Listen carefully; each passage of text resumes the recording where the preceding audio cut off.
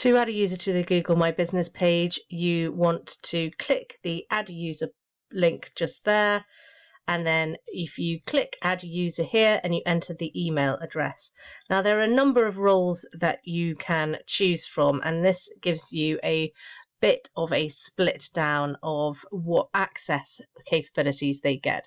Essentially, if you're owner, you get full access.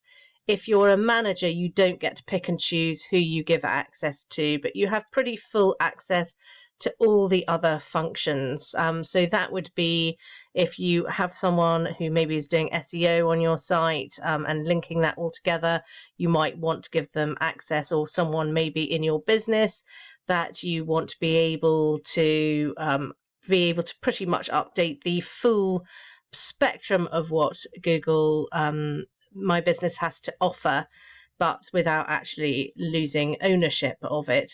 Site Manager obviously has much less attributes. You can see here, if you say learn more about roles, which one you want to pick. So you essentially pick the role and then press invite. To remove someone from the ownership, and we would suggest you do this after whoever you've had is no longer working with you, because you don't want them to be changing anything on here, you simply press the X button and then press remove.